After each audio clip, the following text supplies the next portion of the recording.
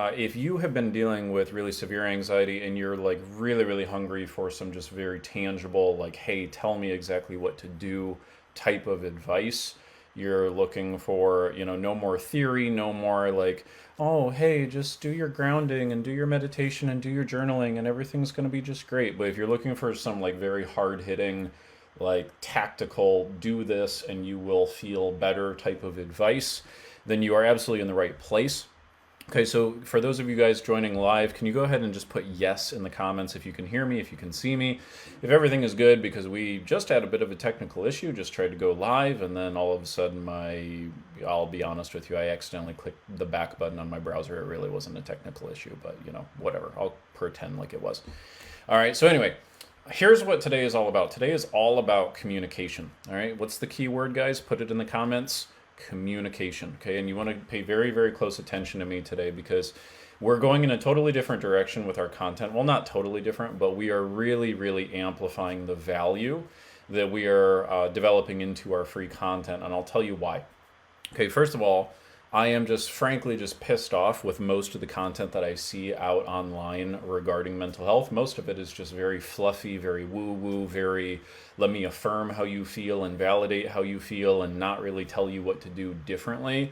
A lot of it is just very empty and it drives me nuts. It drives me bonkers because what I really believe in my bones and my soul is that no human being on planet Earth has to live a life with anxiety.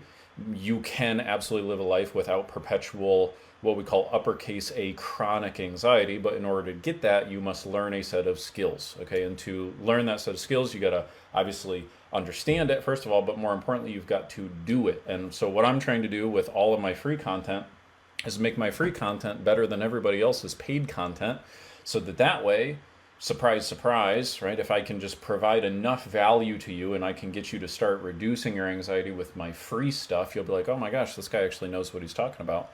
And you'll probably want to have me and my team help you get the anxiety fully knocked out. And if you want us to kind of speed up that process, then we can certainly help you. But my goal today is to literally provide you a training that is better than the stuff that you would pay other people to get today. So to cover 67 unique strategies, I got to move kind of fast. Okay, so you guys got to be listening. And I want to make sure that you get really the good golden nugget that you need. Not every one of these 67 is absolutely going to hit very hard for you, but I can promise you at least half a dozen to a dozen of these, you're going to be like, holy shit, how did I never know that that was going on in my brain? How did he know that? And you're going to be able to implement it. You're going to be able to see a dramatic anxiety reduction immediately. But if you're not listening very closely to every one of the 67, you might miss it and then it might pass you. Okay, so I need you to pay attention for the next 50 minutes. I'm going to do my absolute best to make sure I stay within the hour and deliver as much value for you as I possibly can. Okay, so if you guys are cool with that, just go ahead and put game on in the comments if you're ready to give your full attention so that you can take your mental health seriously and actually get this done. Okay, I recommend you take some notes because this is going to move quickly and fast, and I want to make sure that you get as much value per second as you possibly can. Okay, so here's the entire premise behind today. So there's a little quote I'm going to start with, okay, just for fun to kind of get the juices going for you guys. Okay, the quote is the following: words are, in my not so humble opinion, our most inexhaustible source of magic, capable of both inflicting injury and remedying it. Okay, who said that quote? Bonus points if you guys get this. I tell you what, I'll give 14 days completely free access to our entire client program if you can say who came up with that quote in the next 10 seconds, no Googling allowed. Okay, words are, in my not so humble opinion, our most inexhaustible source of magic, capable of both inflicting injury and remedying it. 10, 9, 8, 7, 6, 5, 4, 3, 2, 1. All right, I didn't see anybody put it in the comments yet. That was the late, great Albus Dumbledore. Okay, pretty interesting quote. And I found it to be a good preface for what we're going to be talking about today. Here's another quote I wanted to share with you. This is from Michael Burnoff. He says, everything is a communication problem. Okay, so this premise that every single thing that you're dealing with mental health-wise is quite simply a communication problem is going to be the theme for today. What does that mean? What that basically means is that if you're dealing with anxiety, What you're really dealing with is you're not dealing with an anxiety problem. What you're dealing with is you're dealing with a internal communication problem. Okay? Internal communication problem.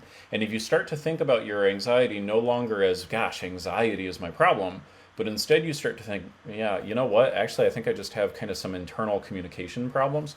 That becomes a very solvable problem, right? Because if we just cling to the label, to the diagnosis, the thing you got from a therapist 10 years ago, you're going to feel broken. You're going to feel like it's unsolvable. If we talk about your anxiety basically as just a series of internal communication habits, well, I should say both internal and external, then it becomes a very solvable issue, okay? And so I'm going to give a couple quotes, or excuse me, a couple facts for you to kind of put this into perspective, all right? So I have studied linguistics for about 7 years, and the reason why I've studied linguistics is because I have found that there is a completely interdependent relationship between thoughts and feelings. How many of you guys would agree that if you could become a master of your thoughts, if you could change the habitual repetitive thoughts that you have running through your brain, then you would be able to feel how you want to feel? How many of you would agree? Go ahead and put yes in the comments, okay? If you could somehow be able to weed out the negative automatic thoughts in your brain and make sure that you replace them with default automatic thoughts that make you feel content and positive by default without you kind of faking it until you make it, then you basically would not really have anxiety anymore. There's really no such thing as anxiety unless you have anxiety-producing thoughts. So if you don't become aware of what those anxiety-producing thoughts are at a granular, detailed level, you're always going to basically feel like they're running the show rather than you running the show. Okay, so a couple facts for you here real quick. And this is totally true, totally fact, straight from expert linguists. Okay, so first of all, there are about 300,000, okay, huge number, 300,000 words in the English language. Most of you are probably native English speakers. You're listening to me. I'm talking English. Otherwise, I don't know what you're doing. Okay, 300,000, but only about 15,000 words are actually used in basically the entirety of literature. So if you think of, say, for instance, like the Holy Bible, if you think of, say, like Shakespeare, right? Shakespeare is probably regarded as like, holy cow, that guy knew the English language. Like he was a master of English, right? Like most English classes that we all went through in middle school, you're reading Shakespeare, like what the hell does this stuff even mean? Shakespeare and in the Bible, like if you were to kind of combine those as well as like Ernest Hemingway and Emerson and all these people, basically all of them, all these great literature minds, they only used 15,000 words. Okay, out of 300,000. So the people with the biggest vocabularies around combined only used about 15,000 words. Now here's where things get really interesting. The average person, okay, as in like you, me, the people on this live stream, typically only use 750 words regularly in their lifetime. Only 750. A really above average person, maybe like an academic or somebody who like studies literature or something like that, they may, you know, if they really want to be fancy, they might use 2,000 words habitually in their vocabulary. But most of us are really only using about 750 words. That means like between ages, 3 years old and 88 years old or whatever when you die, you're using the same 750 words over and over and over. Isn't that pretty wild? I think that's pretty wild. Now, here's where things get really, really interesting and relevant for your mental health and relevant for anxiety, because right now you're like, Ty, what the hell does this have to do with anything? I promise you there's going to be a lot of payoffs for you. Just pay attention. Okay, so in English, okay, English in particular, 1 in 10 words are emotional, 9 out of 10 are not. Okay, so if we narrow down that 300,000, about 30,000 are emotionally charged words. Now, here is the really, really, really interesting thing. There's about 30,000 words that have an emotional charge to them or that convey some type of a feeling in English. However, less than 2,500 words in English are associated with positive emotions. I want you to really think about this for a second. What that means is that less than 10% of the total words to describe feelings and emotions in the English language are positive emotional words. Why is that relevant? Because we all habitually use the same words over and over and over again. They've studied this tons and tons of times. 80 to 90% of the thoughts And thoughts are just words made out of words, guys. The words that you use on a regular basis are habitual. 80 to 90% of them are the same. And many of you are using the same old crappy habitual internal negative words, phrases, questions, sentences, statements. I'm going to show you all of them that produce anxiety today. Okay, and many of you are not even aware of it. You might be aware of like the top 2 or 3 things that you say to yourself that are negative, but you are not aware of all of the potential linguistic combinations that could cause your nervous system to feel anxiety. So for example, let me just show you, well, actually one more fact and then I'm going to show you some examples, okay? So how many of you, put in the comments, please, if you speak another language, and go ahead and put in the comments what it is, what that other language is that you speak, okay? In particular, I'm interested for any of you guys who speak French, Italian, Spanish, okay? Any of you guys who speak those languages in particular, especially those like well-known global languages, go ahead and let us know in the comments. I'm not seeing anybody. That's very interesting. I know I've got some international people. So anyway, let us know. But here's an interesting fact I learned. Okay, I don't know those languages. I do know a little sign language. Oh, we've got someone who knows Hungarian. That's interesting. Okay, fascinating.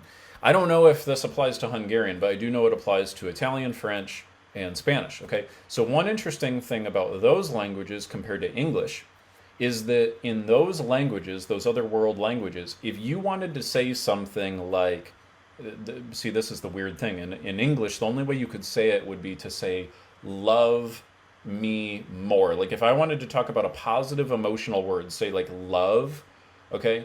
I could say plenty of different things in English to talk about negative versions of love. Unloved, disloved, love was taken away, loved less, okay, things like that.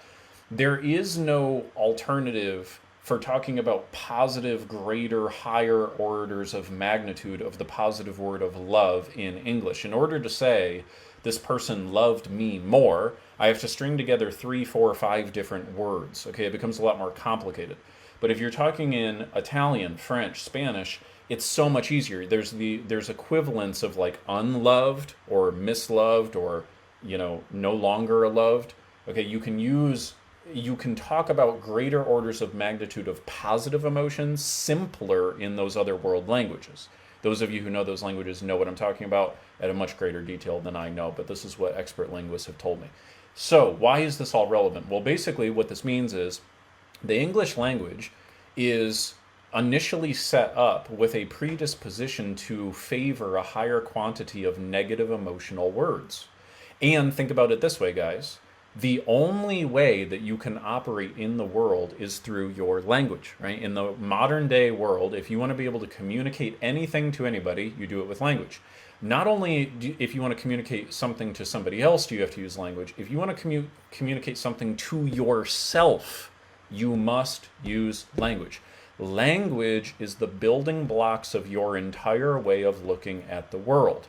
This is why people who speak different languages in different parts of the world actually have different values. They have different ethics. They have different morals. They have different conceptions of right and wrong and fairness and justice.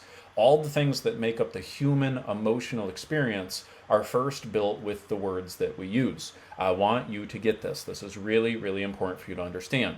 So for example, if you were to say something inside your mind, like let's use an example all of you guys can relate to. Let's say like working out, okay? Everybody here has probably had the situation of either getting yourself to work out at one time in your life and then another time in your life having a difficult time working out. How many of you would agree? You can relate. Put it in the comments, please.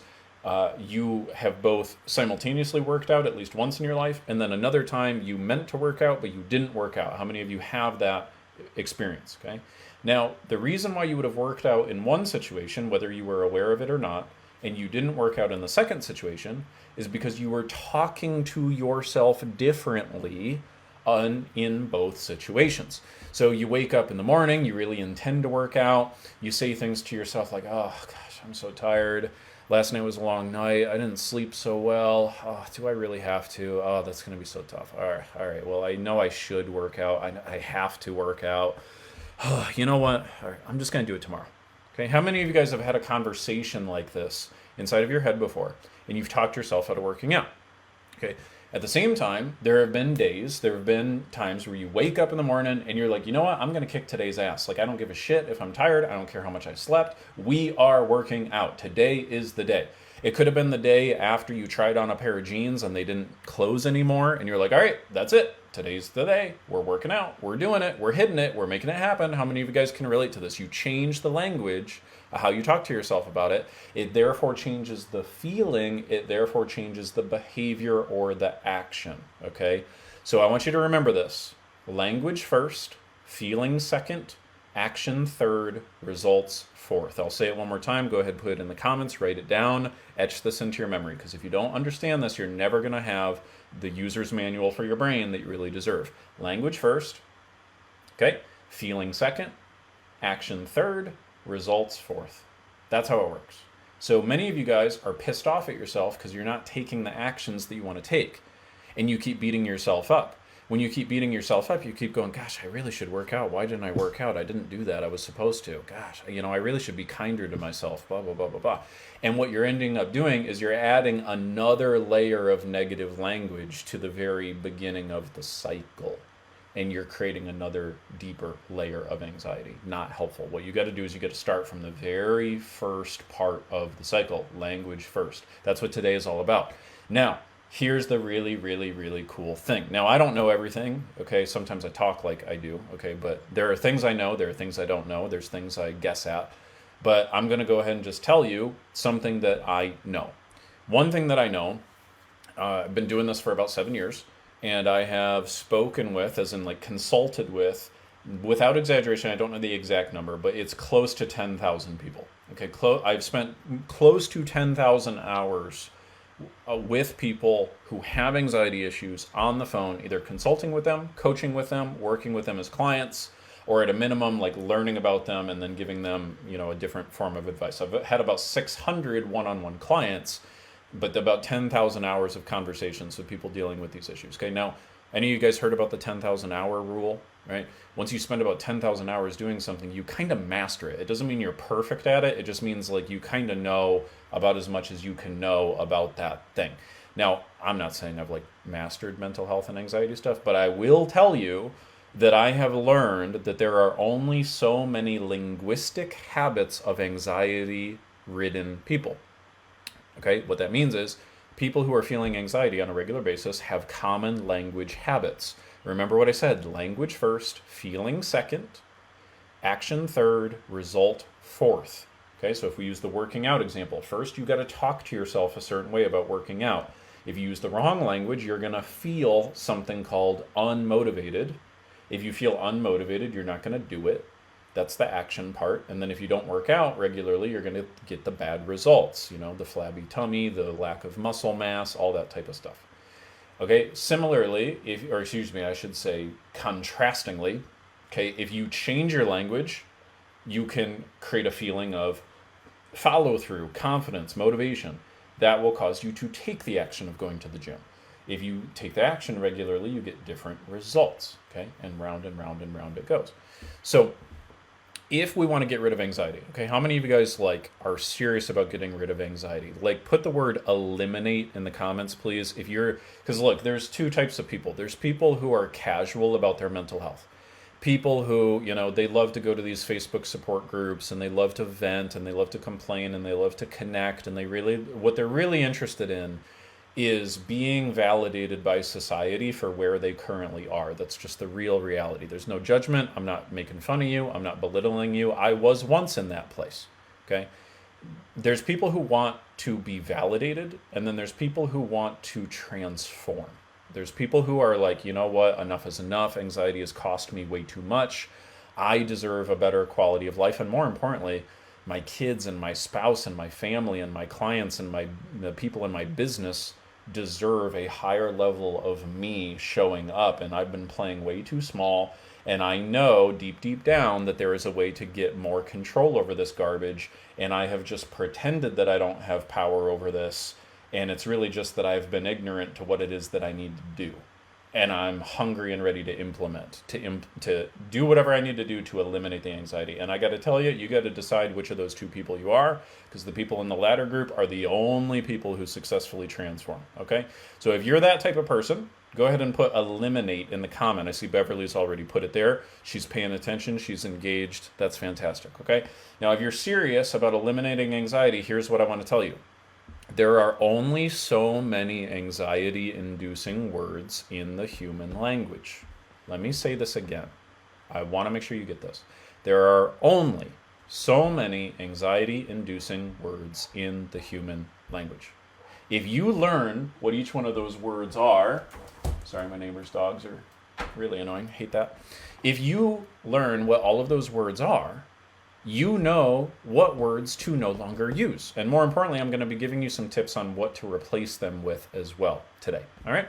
So this is where we get into we kick it into overdrive. This is where I'm going to go through the list of 67. I've got them chunked up into different categories. I know I'm talking fast. I know I'm moving fast. You got to keep up. Okay. You got to pay attention, because these nuggets are going to be coming to you. And what I would like you to do is, when you hear something that resonates with you, here, I tell you what would be fantastic. As I'm reading these off, go ahead and put them in the comments. And I'll tell you why. Because if you just listen passively, you're going to retain about 5% of this information within about 2 weeks. If you actively write tactile, if you engage your brain in writing it down and doing that, then you're actually going to retain about 25 to 30%. If you start engaging in the process of teaching it to somebody else, which you can do by contributing to the community here, putting in the comments, you will actually retain more information. People who teach something that they learned to somebody else within a very short time of learning it, retain that information by like 60, 70, 80%. Okay, so this is not just like me trying to get you to comment things. I really want you to do this because you'll learn it better, all right? So here we go. Cool. One last preface, I'm sorry, before I get into the actual step. If you want to get rid of anxiety, you got to do 3 things. I just want to remind you of this. You have to identify each and every one of the patterns inside of your psychology that's causing you anxiety, number 1. Number 2, you must interrupt those patterns when they occur. Number 3, you must replace them with something else. So I'm going to give you some tangible tips on what to replace a lot of these negative language habits with, but mainly I want you to be able to identify the negative ones, okay? All right, the very first one is what I call poisonous vocabulary. Poisonous vocabulary is a category. Inside of poisonous vocabulary, there are 5 different ones. These are the first 5, okay? The first one is the word can't. Can't is the number 1 anxiety-inducing word in the human language. The reason is we feel anxiety in direct proportion to how few choices we convince ourselves that we have. When you tell yourself you can't do something, you're lying. What you really mean is it currently feels difficult, or you don't currently know how to get that done, or you could do it if you were really committed, but it just currently feels more challenging than you're willing to commit yourself to. That's what it really, truly means. But we shortcut ourselves and say can't, and that becomes a big problem, because then what happens is your brain takes you literally. This is a big thing I want you to get from today. Anything you repeat to yourself inside of your brain, you will believe, whether it's true or it's not true. Repetition creates belief. So when you tell yourself, I can't go to work, I can't drive, I can't do this, I can't do these 3 things today, I can't work out, I'm too tired, it's bullshit. Yes, you can. You're really saying, I'm not going to. And part of the reason why we tell ourselves I can't is it helps us feel better. It makes us feel like, well, it's not that I could, but I'm not. It's that I can't. Right? That feels better in the short term, because then you're basically saying like, no, I really would if I could, but I can't. It feels better because you're kind of putting the responsibility somewhere else, but it's just bullshit. Okay, and by the way, I know that some of the stuff I'm sharing with you may not be very comfortable, but here, let me point out 2 things. Number 1, when I'm attacking here, I am not attacking you. Let me be very clear. I am your advocate. I want you fully, completely, totally empowered in your life. I want you to be truly anxiety-free.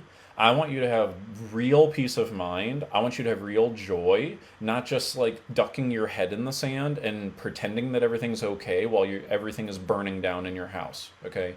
You guys know what I'm talking about. Where you're pretending that everything's okay with your mental health, you're really just distracting yourself and getting through the days. I'm not for that, okay? So what I'm attacking here is not you. So if you say these things regularly to yourself, what I want to point out is I'm attacking the language that you use. not who you are. Do you guys see the difference? What I'm really attacking is the pattern, not the person. I'm trying to empower the person by helping you get rid of the pattern. Okay, but I got to point that out because sometimes I start pointing this stuff out and I get these comments like, hey, that's not very nice. I'm not trying to be nice, quite honestly. I'm trying to empower you. I'm trying to help you get the life that you want. And if you don't find it to be nice, quite honestly, I just don't really care because I would rather tell you the thing that causes you a little bit of discomfort, but it deeply empowers you, than me just do everything that all these Instagram influencers are doing, which is putting out posts to just make you feel good and click the heart. And you haven't changed a lick. All you've done is given yourself a tiny little dopamine hit and made yourself feel good for 5 minutes. Okay. So do I have your permission to be real with you today? Just go ahead and put yes in the comments if you wouldn't mind, or just answer for me, really, truly in your mind. Is it okay if I'm real with you to serve you as opposed to just tell you what pleases you? Because I want to be real with you and tell you what you need to know so that you can actually make a change, okay? The first thing is you got to get rid of these words, can't. And I'm talking about just stop, refuse to use these words. If you refuse to use these words, you really will eliminate your anxiety, truly. If you break each and every one of those habits, it is easier said than done, I will give you that. But if you truly break the habits of saying these words, I think it's basically impossible for you to feel anxious. Okay, number 1 is can't. Number 2 is try. Okay, try is also a myth that we tell ourselves. Try basically means I will put in effort until I feel uncomfortable and then I will stop. And then I will justify to myself that I did everything that I could. But I didn't really do everything that I could, I just tried. That's what try means. Try is anxiety-inducing. Don't use it. Instead, use I will. By the way, I didn't tell you the alternative to can't. The alternative to can't is I can and I will. Okay? Number 3, should. Do not use the word should. Should creates expectations. Should puts expectations on yourself. It is the number 1 beat yourself up word. Okay? When you should, what you're doing is you're shoulding all over yourself. All right? And it just creates a big old mess. Instead of saying should, what you want to do is use definitive language. Either say I will or I won't. It's much better to be like, you know what? I'll tell you example. This is exactly what happened to me today. I woke up today, and typically I work out in the mornings, and I had a plan originally to work out this morning, but you know what I did? I said, you know what? I won't work out this morning because there's this other thing that I really want to get done before my work day starts. It would be so much better for me to just say to myself, you know what, I won't work out today because I'm prioritizing this other thing, as opposed for me to go, oh gosh, I really should have worked out. Do you feel the difference between those two? Right? You've got to take back control of your language. When you take back control of your language, you take back control of your life. All right, so that's what you want to replace that with. My numbers are a little out of order, so forgive me, I'm going to get a little mixed up on that. Number 4. Number 4, stop saying have to, instead say get to, okay? Most things in your life you are choosing to do. When you say I have to do this, you're pretending that you're not choosing it, when actually you are choosing it, okay? Even if you say something like, oh, I have to take out the garbage. Well, no, you don't.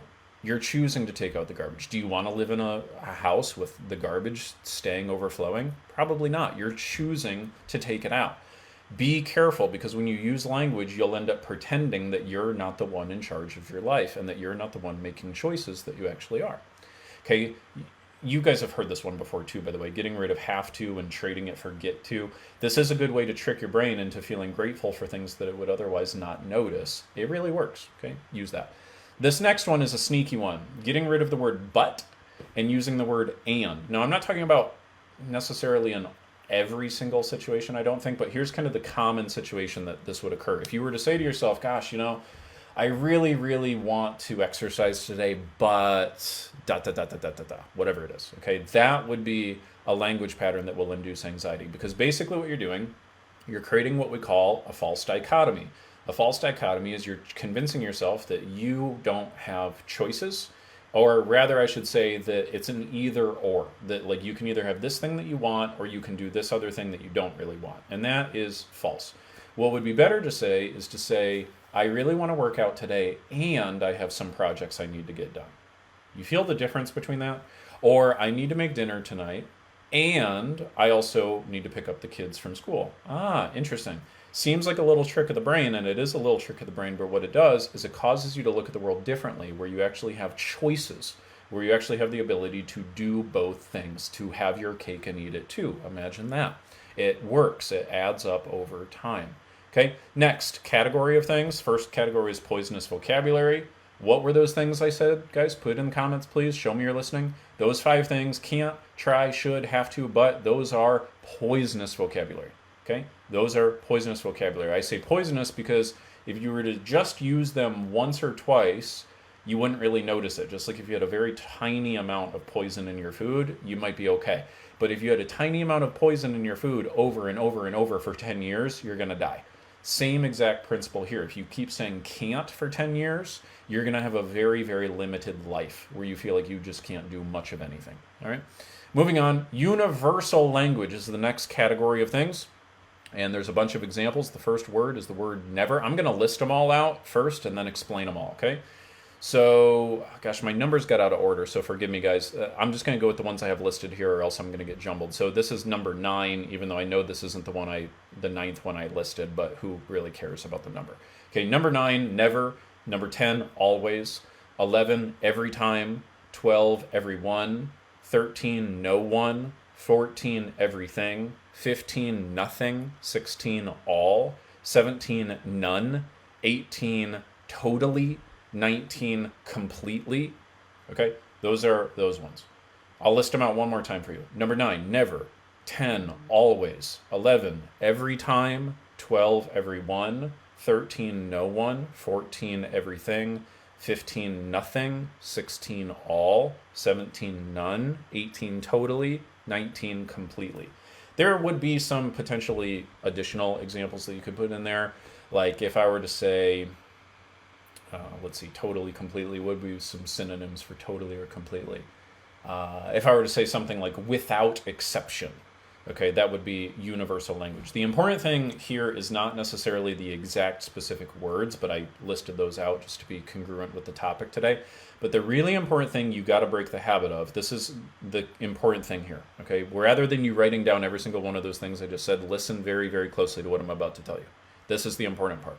The important part is to not use universal language. That is the important part. All of those were just little common examples of universal language. Okay, so here's why you don't want to use universal language. The common example that people will say is they'll say something like, you know what, I've never been able to follow through.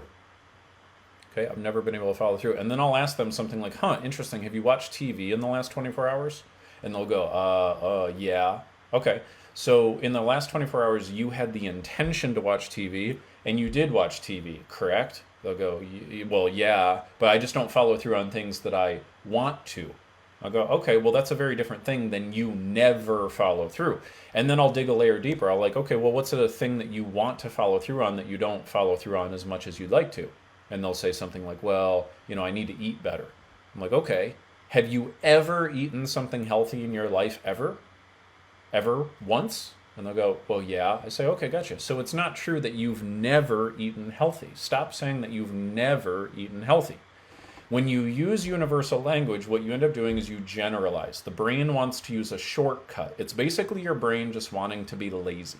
But when your brain wants to be lazy, it creates anxiety. Which one feels different, guys? You tell me.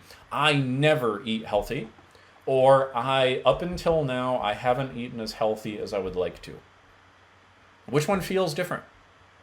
Doesn't it create a different feeling? When you tell yourself, I never eat healthy, I never follow through, I never get through the day without anxiety. Bullshit. What you're really saying is you don't do it as much as you would like to, as much as you would prefer, or more importantly, as much as you believe that you should. Okay? So when you say universal language, it shortchanges you. It generalizes. It causes you to take lots of little tiny isolated incidents and then generalize it and say it's all of these things. Okay, it'd be like, how do you feel, by the way, for those of you guys who have a significant other, you're married or something like that, how do you feel when, say, like you leave your dishes in the sink and then your spouse comes to you and goes, you never clean up after yourself? The very first thought that comes up in your brain is, screw you, that's not true. I do. I cleaned up after myself over here and over here and over here. I just happen to leave this particular dish in this sink. Okay, so when you use generalized language, it's basically you like beating yourself up, you abusing yourself. It'd be no different than your spouse saying, "You never clean up after yourself. You're always a drag. Every time we go out, you always are in a bad mood." Blah blah blah blah blah. If you had a spouse talking to you like that, holy cow, you'd want to get a divorce, right? But you guys talk to yourself like this. You got to get rid of universal language. Almost, no, some saying almost never is universal language appropriate. Almost never. Get rid of it. Okay. Next one are the 3 P's. So number 20, pervasive. Okay, pervasive language. Pervasive language is when you use language where, like, let's say one thing is not going exactly how you'd like it to go, and then you use language that distorts it and makes it that everything is going that way. So, for example, if I were to say, like, "Hey, Jim, how's it going?" And they go, "Oh, I'm having a really tough time in my life right now." And I go, "Huh, interesting. Well, why is that?" He might go, "Well, work's not going so good." I'll go, "Oh, okay, cool. Well, how's your marriage?" He goes, "Oh, yeah, marriage is okay." I go, "Okay, great." So it's not that everything is not going well. It's not that life is not going well. It's just that your job is not going well. And I could even dig deeper and go, "Okay, well, what aspect of your job? Is it your whole job? Or is it like one person at work? Or what is it?" And they go, "Oh, yeah, my boss, we just kind of had a fight the other day." Go, "Okay, cool. So you and your boss had one fight on one day. It's not that your whole job is a problem." Okay, now, by the way, again, remember what I said. I'm not here to make friends. I'm here to tell you what you need to know to change your life, right? I'm telling you, you've got to become aware of these habits that you're using in your brain and stop allowing them to shortchange you. So if you're using a lot of these things, I want you to notice the power of being very clear and very specific with yourself. Because when you're very clear and very specific, it removes anxiety. Which one feels different, guys? Which one? My whole job is going horribly right now. Versus me and my boss had a little bit of a disagreement 2 days ago, even in spite of the pretty good relationship we've had for the past 5 years. Doesn't the second one have like 1/10 of the emotional charge to it? You see how powerful this is? It adds up. It really, really, truly adds up over time. Okay, so pervasive language. Pervasive language is when you take a part and you ascribe it to the whole. Okay, that's what pervasive language is. Number 21, using language about permanence. Okay, so, like I was just speaking with a woman earlier a couple days ago, and she's grieving. She lost her mother. And she was basically saying something like, she was saying, "I'm never going to be the same," is what she said. "I'm never going to," and really it was even worse than that. It was like, "I'm never going to be as happy as I used to." Okay, that's ascribing permanence to something. She doesn't know that. I said, "Oh, that's really, really interesting. Are you a psychic?" She goes, "No, what are you talking about?" I said, "Well, do you own a crystal ball?" She goes, "No." I go, "Well, then how do you know that you're never going to be as happy as you were before? How do you really, truly know?" Rather than you just telling yourself that over and over and hypnotizing yourself and convincing yourself that it's true, why don't we actually decide to believe that potentially it could get better in the future rather than just assuming it's going to get worse? What would be the benefit of assuming that it could get better as opposed to assuming that it's going to get worse? Right? And what I got her to realize is that the worst thing that you could ever put on yourself is a predetermined belief that things won't work out, and the best asset that you could ever give yourself is a predetermined assumption that things will. So when you use language about permanence, it becomes a big problem. I got to speed this up, so I'm going to move a little faster. 22 is personal, using language that makes it personal. So someone comes to you and says, "You never clean up after yourself," as opposed to saying, "You left your dishes in the sink last night." Okay, when you make a personal attack on yourself or other people, you wreck either your relationship with other people or your relationship with yourself. What you want to do instead of talking about who is talk about what. So instead of "you never clean up after yourself," you want to say, "Hey, you left your the dish was left in the sink last night." So talk about the what, not the who. That's another big tip to save your relationships, by the way. Okay. Next is the 3 distortions. 23 is just literally the word distortion. Distortion is when we take something that means one thing and we distort it into another thing. I know that sounds really general, and it is very general. Let me think of an example. What would be an example? Let's say a little kid, let's say your kid is crying, and you say, "God, they are wailing." Okay, that's a distortion. Okay, you took a potential meaning that you could have given it that would not be anxiety inducing, and you put a meaning on it that is distorted that now is anxiety inducing, making it worse than it actually is. Okay, that's 23 is distorting things. 24 is deleting, using language that deletes. Okay, this is like that universal stuff I was talking about. Like if I say, no one loves me, okay, that is deleting all of the people in my life who do love me. Deletion, you got to avoid deletion. 25, generalization. Generalization is, again, the always, everyone, no one, right? Those types of things, all right? Get rid of those. Okay, 26, we're moving now into a section called submodalities. Okay, this has to do with not just the words you use with yourself, but the way in which you use your words. Now, hear me very clearly on this, because this is a game changer. There are 4 distinct things that you can change and manipulate about how you talk to yourself.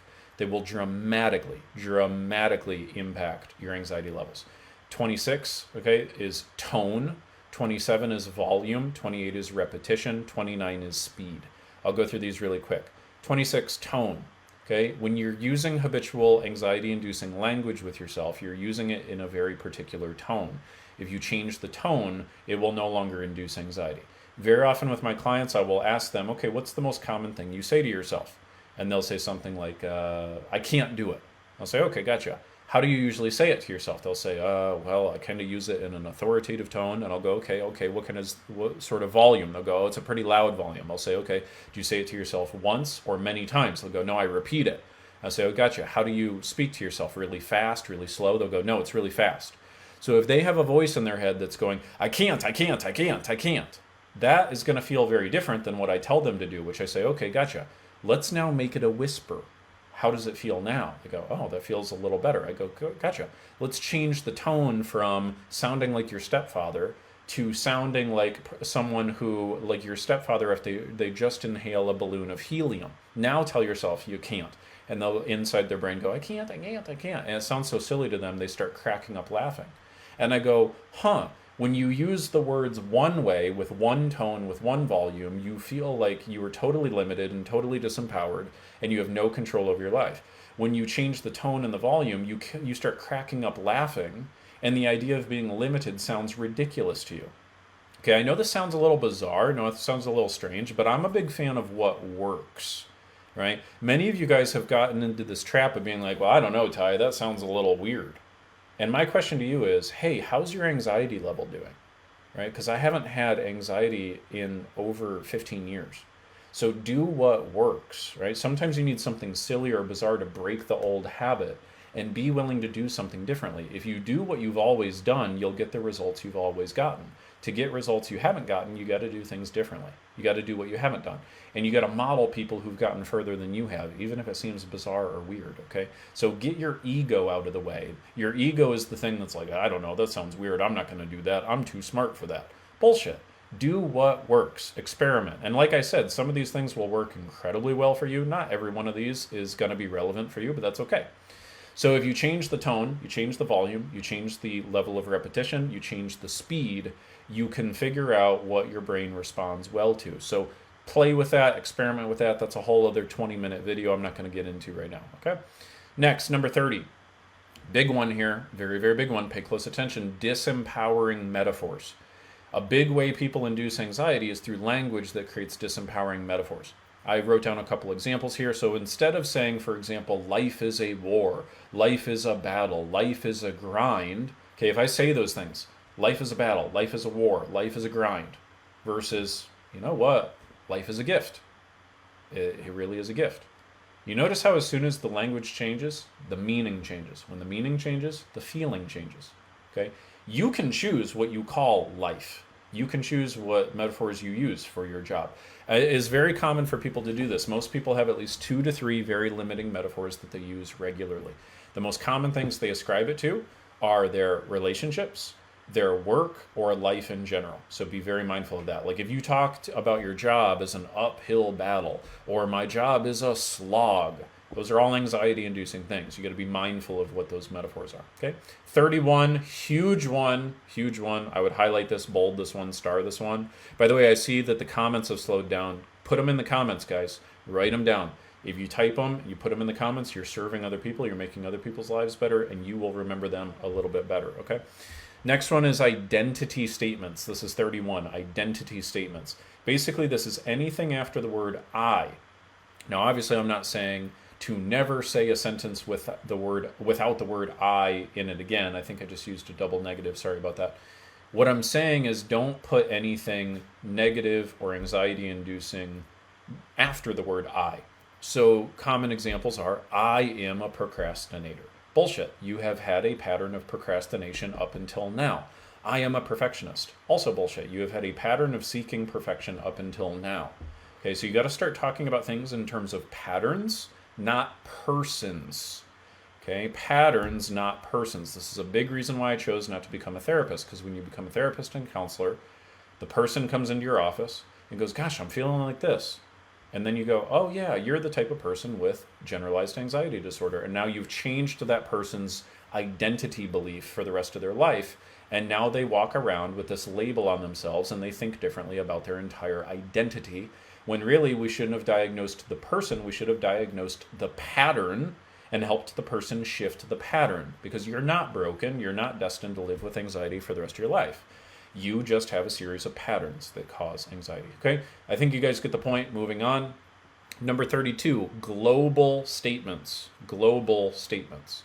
Global statements are statements about wide swaths of things, okay? So like, for example, if I were to say, and I don't believe these things to be very, very crystal clear, but just to use like obvious examples, like if I were to say like all black people X, or all white people Y, or all Native Americans Z. Okay, this is why, of course, we should all be very against racist statements, okay, and do everything in our power to weed out any racism in our minds and in our thoughts. Global statements are like, something about a racial group is obviously not a good statement because it is global, right? Like you can't make a statement about all white people or all black people or all Muslim people or whatever, because that's just ridiculous. Like to say that they all are one thing is totally ridiculous and bigoted and absolutely just stupid. And so when we make global statements of different kinds, like if we say like life is a slog, kind of like what I was saying before, that's a global statement. If I were to say, like, people have these beliefs about marriages, for example, or men or women or children or Americans or Brits or Aussies. Okay, these are global statements. So you got to be very careful of having negative global statements. There is such a thing as a positive global statement. So if I were to say like, marriage is not worth it, okay, that's a global statement. That's disempowering. If instead I say, marriage is one of the greatest gifts afforded to us inside of the human experience, that is a positive global statement. It empowers you.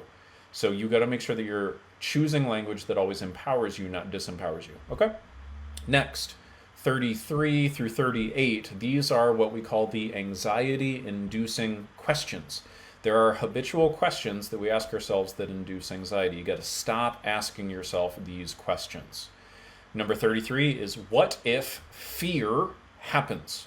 Okay, what if I get in a car accident? What if I get a heart attack? What if I lose my job? What if whatever? Okay, so insert whatever your fear is. What if ... fear happens? That is an anxiety-inducing question. It's a totally ridiculous, stupid question to ask yourself. It will never make your life better. It will only make your life worse. That's number 33. 34. Why is, in brackets, unwanted circumstance, close brackets, happening? Why is unwanted circumstance happening? Why is my boss talking to me like this? Why is it raining outside? Why is my bank account so low? Why is whatever, okay? So talking about any type of unwanted circumstance, the reason why this is anxiety-inducing, first of all, there's two reasons. Number one, you're focusing on something out of your control, which will always induce anxiety. Number two is you are asking the question, why? Okay, why is an anxiety-inducing question in and of itself? Because it causes you to look for answers to things that there are no answers to very often. Or I should say, it causes you to look for answers to things that you're just not going to find the answers to. Okay, that's number 34. 35, what do I have to do? Okay, remember I told you, don't use the word have to. When you say, what do I have to do? You're creating a way of looking at the world where you think that you are not the one in charge. You are not the one making choices when you are. Number 36, how am I going to do this? This is an anxiety-inducing question. I guess this one isn't as bad. Maybe you could ask yourself this question without inducing anxiety, but a lot of times it induces anxiety. How am I going to do this? Not a very great question. Again, it causes your brain to go down lots of different rabbit holes, lots of different potentialities. It's just not helpful. Okay, 37, this is a big one. Why can't, start brackets, expectation, close brackets? Why can't expectation, basically? Okay, that's what that one is. So for example, why can't my boss be nicer? Why can't my wife pick up after herself? Why can't I lose weight? Why can't blah, blah, blah, blah, blah? The reason why you want to get rid of these questions is many questions have an embedded assumption within them. So if I ask myself, why can't I lose weight? What is the embedded assumption, guys? Put it in the comments. What is the embedded assumption with the question, why can't I lose weight? What am I assuming is true? Okay, the assumption I'm assuming is true is I can't lose weight. And remember, I told you can't is the number one anxiety-inducing word in the human language. So don't use that question. When you say, why can't I lose weight? You're convincing yourself that you can't lose weight. You can lose weight. You just haven't. Okay, so instead of saying I can't lose weight, just say I haven't yet. Okay. Number 38 is the word why, just why. Sometimes people ask themselves this, why? I'm making myself anxious just asking myself that. You're searching for certainty, and one key thing that causes anxiety is a search for certainty, all right? So you got to get rid of the habit for looking for certainty. Moving on. The depression-inducing questions. I put this one in here because a lot of you guys, you feel anxious, you feel depressed, you feel down, you feel sad, etc. I'm going to move through these a little quicker. Number 39, what is wrong with me? Again, that assumes that there is something wrong with you when there isn't. Also causes you to focus on yourself, and you can only feel emotional pain when you're focused on yourself. Number 40, why did, brackets, unwanted event, close brackets, have to happen? Why did unwanted event have to happen? Why did my dad have to leave when we were 9? Why did my wife have to leave me and divorce me? Why did I have to break my leg when I was 12 years old, climbing in the cherry tree? Okay, when you ask yourself these questions, you're focusing on things that you can't control. You're focusing on the past. You're focusing on basically looking for like deficiencies in yourself as opposed to looking for resources and assets. Okay, that's not helpful. Question 41. Why couldn't, brackets, desired alternative event, close brackets, have happened instead? So why couldn't this desired alternative event have happened instead? Why couldn't I have married Billy Bob from the high school prom? Why couldn't I have been on the varsity team in high school? Why couldn't I have gotten the promotion? Why, again, it's the same thing, just in a different form. I'm not going to belabor the point, okay? 42, why does, brackets, undesired event, close brackets, always happen? Why does undesired event always happen? Why can't I find a good guy? Why can't I find a good girl? Why can't I get recognized at work? Why can't it ever be enough for my mom? Why can't it ever be enough for my dad? Okay, you see where I'm going? Those are never, ever helpful for reasons I've already stated. Question 43, why does no one meet, brackets, expectation, close brackets? Why does no one meet expectation?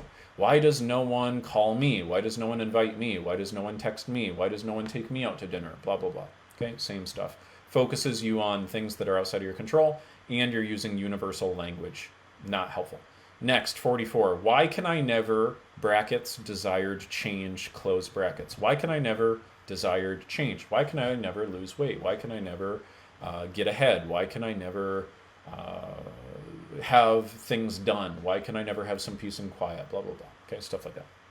All right, moving on. Now we're getting into the section called the emotion-specific language. Now, basically the whole premise of this is that these words induce anxiety, but anxiety is kind of a big term. Some of you guys get more angry. Some of you guys get more sad. Some of you guys get more whatever. So I have also dedicated my life to figuring out what are the specific language patterns that cause, like, really all undesired, unwanted emotions. So that's what this is, okay? So the next one is, this one is about follow through. So what creates procrastination? This is 45. What creates procrastination is the language habit of I'll do that dot dot dot later. So I'll do that tomorrow. I'll do that this afternoon. I'll do that next week. I'll do that next month. Okay, sometimes you end up doing that for 10 years. You guys ever done this? Like you tell yourself you're going to do something tomorrow, and then all of a sudden like 5 years has gone by? Am I the only one? I've done that. Okay. That language habit will wreck your life. Instead, the alternative is I'm going to XYZ now. Okay. Another alternative is this is happening now. We are working out now. We are filling out the application today. Right. Something, but the important thing is the tone and the definitiveness of it. Okay. You want to use what we call a tone of finality. All right. This is happening now. Be final about it. That's what will create follow through for you. You got to practice it. 46. Language that creates a feeling of being traumatized. This is not a specific word here, but it's a way of describing the language. The type of language that creates a feeling of traumatized is whenever we use a story of loss. Okay? So now, by the way, I'm not denying, like if you identify with someone who's had trauma or is traumatized, excuse me, let me be very clear. I'm not denying it happened. Okay? I'm also not denying that we could even go so far as to say it shouldn't have happened, as in like somebody may have took advantage of you, someone may have treated you unfairly. I'm not condoning what they did. Whatever it was, I'm not condoning it. I'm not approving of it. I'm not like, oh my gosh, yay, that's totally okay and permissible that they did that. That's not what I'm saying. But my interest is in you having your full power and being able to operate in the world as powerfully as possible. And you're never going to do that by entertaining a story of loss. Now, how could I say don't entertain a story of loss when potentially something was taken from you? Okay, so for example, using a little bit of a graphic example here, but just to illustrate the point, I guess, like if someone raped you, okay, took your virginity from you, yes, okay, is it true that something was taken from you? Yes. However, if you continue to recite and recycle the story in the language of loss, you're going to have problems. You're going to be disempowered. What you've got to do if you're really serious about your mental health, if you're not just going to be a dabbler with mental health techniques, but you're going to be serious about overcoming anxiety, then you've got to remove the story of loss, even if it's true. Sometimes we tell ourselves a limiting story that's true, but it still limits us. What you've got to do instead is create a story of what you gained. Now, I'm not here to offend you, but if that offends you, listen very closely. Don't let this offend you. There is truth in here. Listen closely. How could I say that you gained something from a traumatic experience? Well, I'm just here to tell you, no matter how painful the experience was, you did gain something, even if it was unexpected, even if you've been unaware of it until this exact moment. You gained some type of character trait, more than likely, a sense of resilience, a sense of appreciation. One time I had a gentleman, he was raped by another man. And he was feeling traumatized for 30 years. And he was all in his story of loss. And I said, well, what did you gain from it? He said, nothing. I said, that's not true. What did you gain from it? And he said, well, I just don't know. I said, okay, well, you've told me that you have a beautiful wife. You've got 4 beautiful children, correct? He said, yeah, I love them to death. They love me to death. It's beautiful. It's fantastic. I wouldn't trade it for the world. I said, great. Why did you become such an excellent father? And he said, because I knew what it was like to have someone who was supposed to love you who actually caused you pain. And I said, got it. So if we're going to blame the person who abused you for all of the pain they caused you, we should also give them at least a portion of the blame for how beautiful of children you have and how fantastic of a father you are. Because if you wouldn't have had the pain of not having the father figure that you deserved, you would have never become a shred of the father that you are. Okay? There's a hidden gift in every trauma. You got to look for it, and you got to create a story of what you gained. Okay, 47. This is language that creates anger. A story of something being taken from you. So basically, a story of injustice. Right. The alternative is using language of abundance. So instead of this was taken from me, this was unfair, blah blah blah. What you've got to move into is using a story of, again, what you gained, or the unexpected benefit that came from it. There is always one of those, by the way. You just have to look hard for it. We have about a half an hour process we teach our clients to help people process their trauma like gangbusters. It works great. Okay, moving on to low self-esteem. There's 3 language patterns here. Number 48, I am, brackets, bad characteristic, close brackets. So I am bad characteristic. So I am lazy. I am worthless. I am stupid. Okay, something like that. When in actuality, you just left the dish in the sink, it doesn't mean that you're lazy, right? Again, focus on the what, not the who. Okay, number 49, why do I bad? So why do I suck at this? Why do I stink? Why do I, I don't know, I'm running out of examples here, okay, but you get the whole point. Why am I lazy? Same basic idea, you get the idea. Number 50, why can't I? We talked about that one before, okay. 51, this is about grief. When you use the word should, we talked about the word should before. So when you say, so let me tell you something really clear, this, and don't allow this to offend you, allow this to empower you, okay? If you have had a tough time moving on past grief, I got to tell you some real talk right now. Do I have your permission to be real with you for a second? Because it will actually help you if you listen very closely to what I'm about to say. And if you prioritize your transformation over your validation, this will change how you live your life and how you process your grief, okay? If you've had a tough time moving on, you are not having a tough time with your grief because that person died. You are having a tough time moving on past your grief because you have a story that tells you that they shouldn't have died. Or you have a story that you should have done something different. You should have been there more. You should have called more. You should have texted more. You should have been there when they died. You should have done something. It's always some story of should. It's a story of expectation. That's what creates the inability to move on with your grief. What allows people to move on with their grieving in a healthy way and continue their relationship with somebody is, first of all, moving from language of loss and instead moving into language of what you still have. So instead of saying my relationship with that person is over, they're gone, they're dead, it's over, you need to move into language of my relationship with that person has changed, which is the truth. That's the truth. By the way, I'm not like a religious person. This is not a religious thing. I'm not pushing that on anybody. I know some of you are religious, some of you are not. But if I can use the word spirit a little loosely here, what I really mean by spirit is just like their essence, their energy, their memory, right? Your relationship with them has changed. That's the truth. You still think of them. You still have a memory of them. You still know what they've said. You still know what they believed. You still know what they value. Sometimes you might even ask yourself, gosh, what would my dad do? Right? Your relationship with them is still in existence. It just has changed. That's what it is.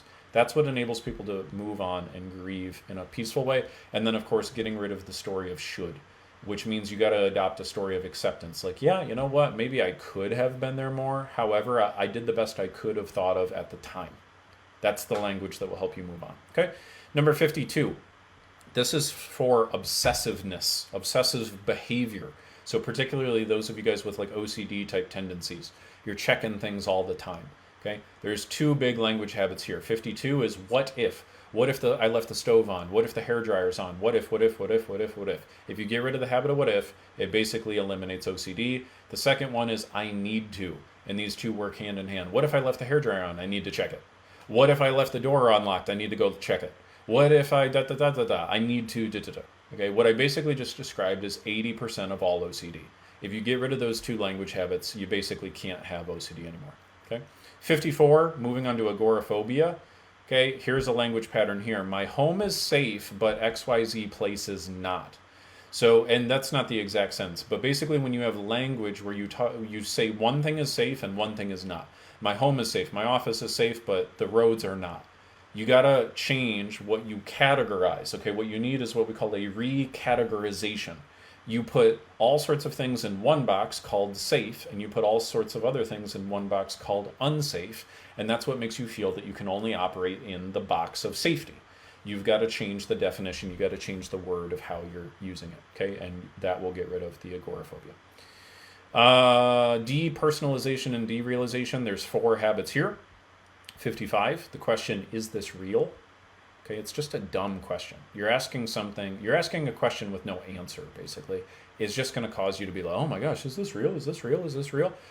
Just stop. That's like the type of question that people ask on a bad acid trip, but if you ask yourself it all the time, you're going to question things that have no business being questioned. 56, is this happening? Again, same exact commentary as before. 57, what is real? Useless question. 58, who am I? Pointless, stupid question you shouldn't even ask. And sometimes your brain just gets in a habit of asking a dumb question it shouldn't be asking. A lot of you guys are wasting so many mental calories trying to answer questions that you ask yourself because you've convinced yourself, oh my God, I have to get an answer to this question. And you think that if you get the answer to the question, that's what's going to make the question go away. No, refusing to ask yourself the question is what you need to do. That's the important thing. All right, number 59, moving back to trauma and abuse. Literally the word abuse. I don't want to go on a whole rant here. I have like an hour-long thing I train people on with abuse and trauma. But let me just tell you this. People are very, very loose with the word abuse. And it has become very, very common. Like now we're putting the word abuse on all sorts of stuff that 5, 10, 15, 20 years ago, we would have never called abuse. Like I'm talking about, like I have heard sometimes people be like, yeah, my mom abuses me. She ate my favorite cereal this morning when she knows that I like my cereal that way. Okay, guys, I hate to break it to you. That's not what abuse is. Obviously, I'm using an exaggerated example. However, here's the question I want you to be very clear about. How do you feel when you call someone else's behavior abuse? And is there a different way that you could describe that behavior that would be much more specific and far less generalized and much more empowering to you? Okay. So for example, instead of saying, oh yeah, my husband abuses me. Oh, by the way, if someone is physically harming you, I am saying let's call abuse abuse. Let me be very clear. What I am saying though is let's stop calling all the other shit that isn't abuse, because it's not. Okay. If someone just lied to you, or even if they have a habit of lying to you, I hate to break it to you, that's not necessarily abuse. Okay. Got to be very careful with this. Again, number 60 is abusive. 61, abandoned. Again, these are just words that people throw around very loosely. I had a person I knew, I'm not going to say any more detail about that because it would disclose their identity, someone I know very close, very personal, and I remember that the business that they were involved in closed, and basically the words they were using is, I was abandoned by my business partners. Total bullshit. They didn't abandon anybody. They told him 12 months in advance it was closing up. They recommended he do other things. It was just total bullshit. So we use these words that make us feel far worse than we have to make ourselves feel. And remember what I told you. Are you more interested in validation or are you more interested in transformation? Let me know in the comments, guys. Are you more interested in validation or are you more interested in transformation? Because what someone who's more interested in validation does is they say, oh, screw you, Ty. My abuse is my abuse. My trauma is my trauma. My abandonment is my abandonment. I don't have to change my story for shit. And you know what? Yeah, you're right. You don't have to do anything. Like, I'm not telling you got to do anything. I'm not here to force you to do anything. Like, cool, live your life. But understand the consequences of what you are saying to yourself, and understand that every single word that you use creates your emotional reality. Every single word you use creates the beliefs that you feel are totally certain, and every single word that you use is either putting you in a box or it's breaking the walls of the box. That's what you need to understand.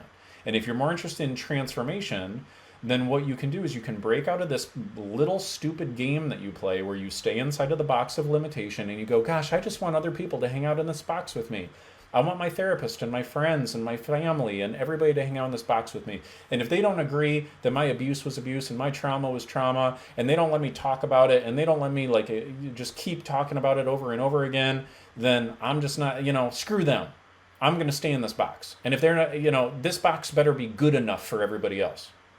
Okay, now obviously I'm using a little bit of an exaggeration. I'm kind of being a little bit of an asshole, I'll admit. I'm going a little extreme. I'm going extreme though because I want you to see that you are going down either that rabbit hole. You may not be fully at that extreme level that I just characterized, but you may be very well going down that rabbit hole, okay? Or you're going down the rabbit hole of the past is the past, and I'm going to leave the past exactly where it belongs, which is in the past. The past has absolutely no meaning over the present except the meaning that I give it. The past has no limit over the future except if I create a meaning in a story that tells me that my future is limited because of my past. That's the type of language that breaks you out of the fucking box. That's the type of language that lets you live the life that you want to live. And I want you to live the life that you want to live. All right, so let's break the box. Number 63.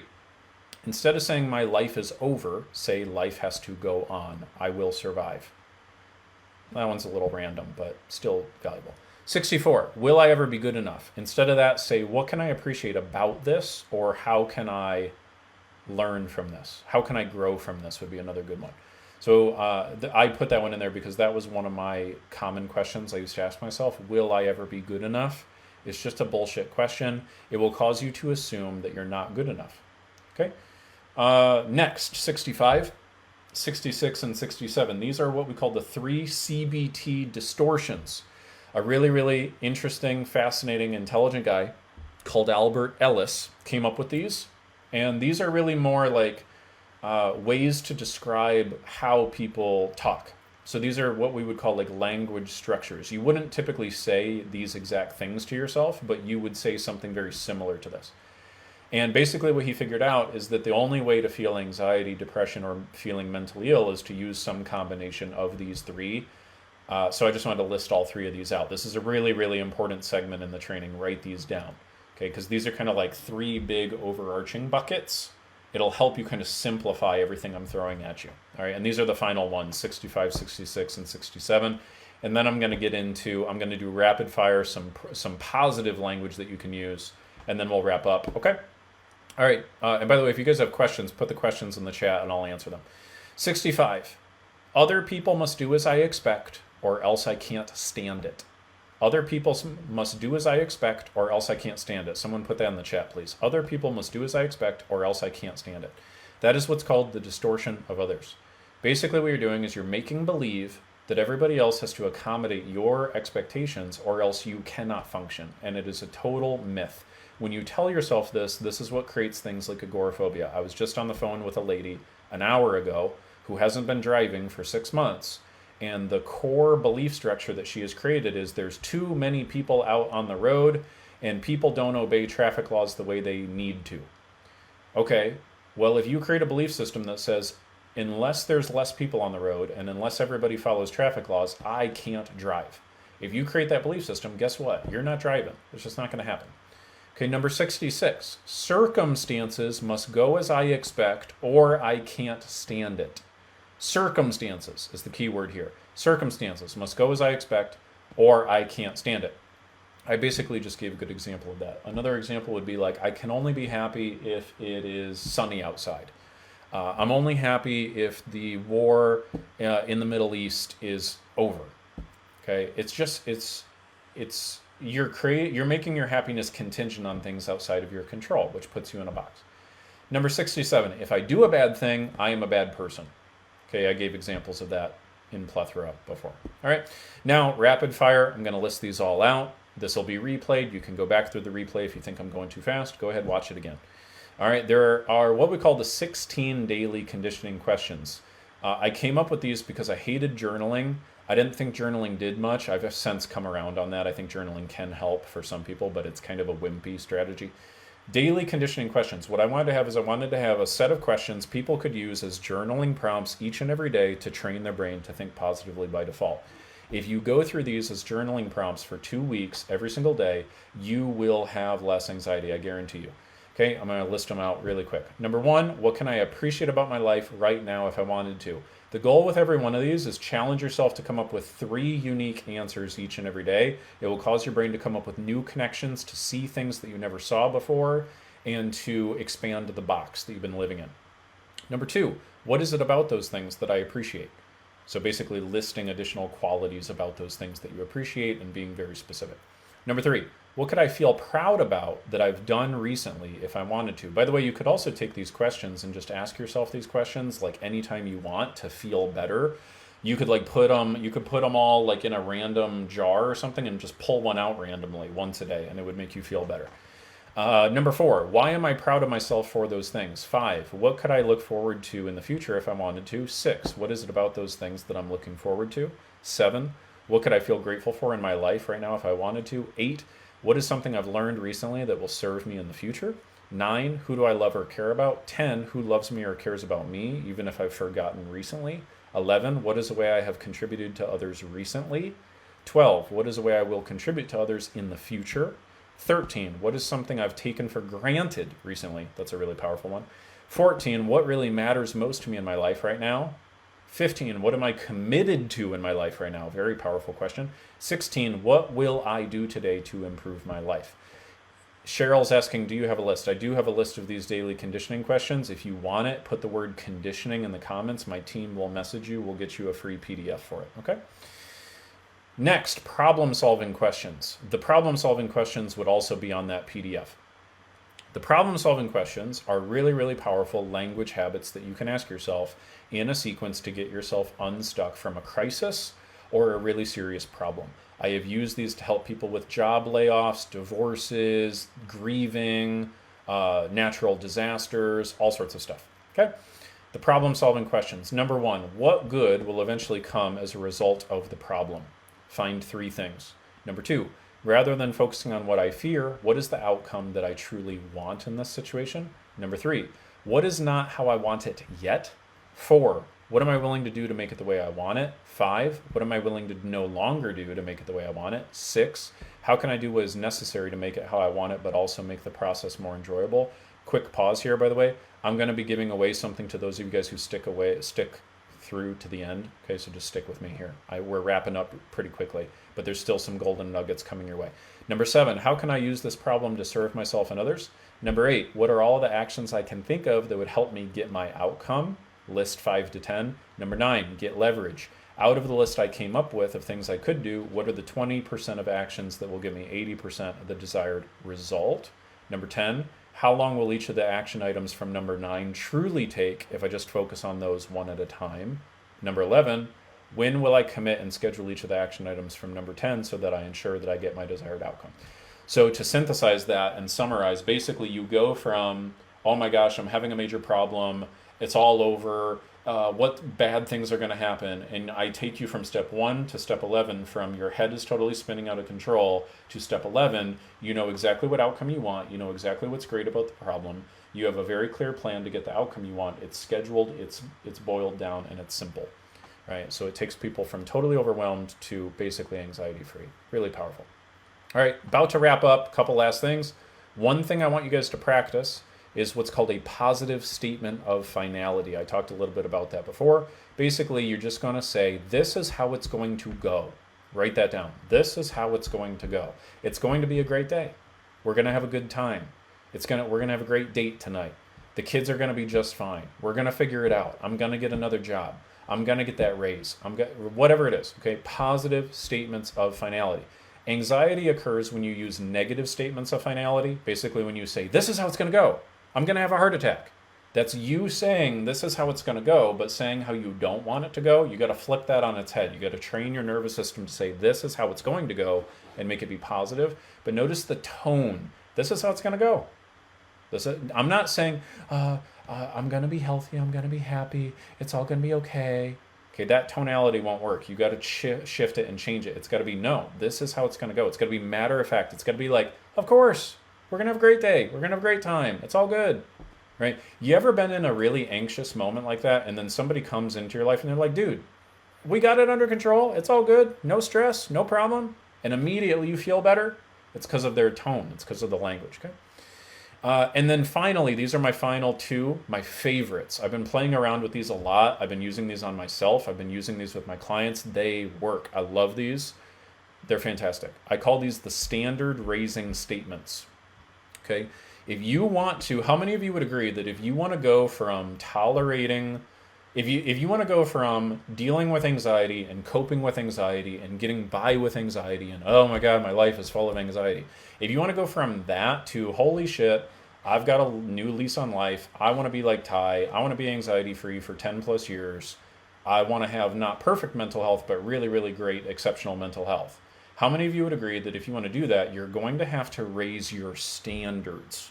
What I mean by that is raise your standards of what quality information you're absorbing, what quality strategies you're using, how consistent you are with these strategies. Would you agree that's not going to just happen overnight? You got to raise your standards. Okay, go ahead, let me know in the comments. Would you agree? You got to raise your standards. And then also, and I'm not saying, I am in no way saying this to be like, oh, look at me by any means, but I'm just saying, can you see, by the way I'm speaking to you right now, can you see and feel that over the years, I have raised my fucking standards a lot of what I am willing to tolerate in my psychology and what I am not willing to tolerate in my psychology. Can you guys see that? Can you feel that? Can you sense that? Okay. And I want you to remember this sentence for as long as you live. High standards, high rewards. High standards, high rewards. Low standards, low rewards. Okay, you will not get the mental health in this life that you want. You will get the mental health that you tolerate. I wish it were different. I wish it were easier. Well, actually, it's really not that hard. You just got to do the right things. Actually, it's not even that hard. But you got to do the right things.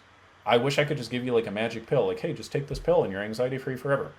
It doesn't quite work that way. You got to do your part. You have to use the skills. You got to learn the skills. You got to implement the skills. You got to master them. You got to habituate them. But if you do them, and you raise your standards and you stop tolerating what you've been doing, then you will get a new quality of life. That is just the facts, okay? So how do you actually raise your standards? How do you weed out the old language? How do you weed out the old patterns? Well, there's a lot of answers to that, and there's a lot of parts of that puzzle, but I'm going to give you two things you can use right away, and these are the standard raising statements. Number one is, I will not tolerate XYZ, okay? I will not tolerate XYZ. I will not, you know what? I will not tolerate beating myself up anymore. I will not tolerate that. Do you feel how different that is than, oh God, I should stop beating myself up? Do you guys see that? It is a totally different world. Totally different world. A person who shoulds themselves will should themselves for decades versus someone who says, no, I'm just not going to tolerate that anymore. It starves it of energy. It puts a wall up. It's like, no, it's done. It's over. Clean my hands of this. Over. Done. I will not tolerate XYZ. So you can use this. I put this very low. I put this at the bottom because this is the most powerful and because you can use these to literally change your words. Ooh, interesting. For example, you could say, you know what? I will not tolerate using the word can't anymore. I'm not going to do it. Can't always makes me feel anxious. I'm not going to tolerate using that word. Okay, you feel how powerful that is? I hope you're getting this. This is like gold. Okay, usually people pay me lots of money for me to tell them this. Okay, the second one is, I refuse to XYZ. So you can pick your flavor, pick your poison, whichever one you like. Basically the same thing. I refuse to. I refuse to make my self-worth contingent on other people's opinions. I refuse to focus on things outside of my control. I refuse to not exercise each day because it's really important for my health. I refuse to not give my daughter my full undivided attention during dinner tonight. You guys will be amazed at how quickly your mental health starts to change if you use these, all right? So quick gift for you guys. We do have a couple slots left open for clients. Now I want to be very clear. We're changing things. We are really elevating the level of delivery that we are providing for our clients. It's really, really awesome. I'm really excited about it. So basically, here's how it works. You apply by booking a quick little 10-minute call with me. On that 10-minute call, I'm going to ask you a couple questions. Just make sure it's a good fit, okay? If it seems like it's a good fit, I'm going to give you some of the details. And then what we're going to do is set up a completely, totally free, full consultation, all right? That consultation is totally low pressure. It really, truly is no obligation. Basically how it works is on that full consultation, so long as the little 10-minute call checked out, and I think that you can definitely succeed with our system. On that full consultation, we'll take an hour, okay? And what I'm going to do is three things. Really simple. You will be better off by the end of that hour regardless, I can tell you, but I only want you to apply if you're serious and you think that you might be interested in being a client. So here's how it works. On that free consultation, we really just do three things. Number one, I get to know your situation inside and out. How many of you guys can kind of see, based off what I've been sharing with you today, that if I could get inside of your head, I don't mean that in a creepy way, but if I could see what your patterns are individually, I could spot things that you haven't spotted in 10 years, right? Because I'd be able to find and root out all the issues really, really quickly, way faster than you. How many of you agree? In an hour's worth of my time, I could show you things that you haven't seen in 10 years. Okay, that's just the truth. That's just what it happens. I very often have people tell me in that full free consultation, even if they don't become a client, I have people sometimes who tell me, holy shit, I got more out of this 1 hour than I got out of 10 years of therapy. That's not me bragging. That's what people tell me. Not everyone, but many people tell me that.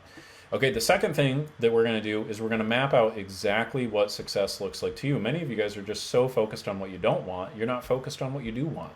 So we got to map out, what do you do? What do you actually want? How do you want to transform? How do you want to change? How do you want to be showing up differently? How do you want to be thinking, feeling differently? Because a problem well defined is already half solved. So if we just map out success really well, and we map out what's out of the way, then we're already well on our way to creating a really cool solution. Okay, and then third is, sorry, that was just my light just falling down. Sorry about that. Gotta get a tripod for that thing. So the third and final thing that we do on that consultation is, after I know where you are, after I know where you want to go, I'm going to map out for you what I think your options are. And here's how it works. This is just the straight verbatim truth. Okay, this is what I do. My philosophy on my consultations is this. I want to leave you better than I found you, whether you become a client or not. I only want people applying if you think that you would actually be a client, so long as everything checks out, though, to be clear. Don't just take an hour of my time just to take an hour of my time. That's called being a jerk, okay? But on the consultation, okay, here's what we do. I figure out where you are, figure out where you want to go, and then I will literally just give you the straight skinny. I will tell you, first of all, I'll tell you, do I think I can help you? If I think I can help you and my system will work for you, I'll tell you. If I really, truly don't think it will work for you, I will tell you, and I'll tell you why. Because if you become a client, we provide a guarantee in writing that you will be satisfied, you get your anxiety reduced by at least 75% in 90 days, or I keep working with you for free until you do. And I hope I don't have to explain to you guys that if I took on people who would not make for good clients, if I took on people who would not succeed with our method, that would be the most giant pain in my ass imaginable, because then I'm working with people who are unsuccessful and I got to work with them for free forever, one-on-one, until they get results that they're not going to get. It's not fun. What's better is for me to tell you, do I think you'll succeed? Absolutely. Or do I think you won't? And I'll just tell you.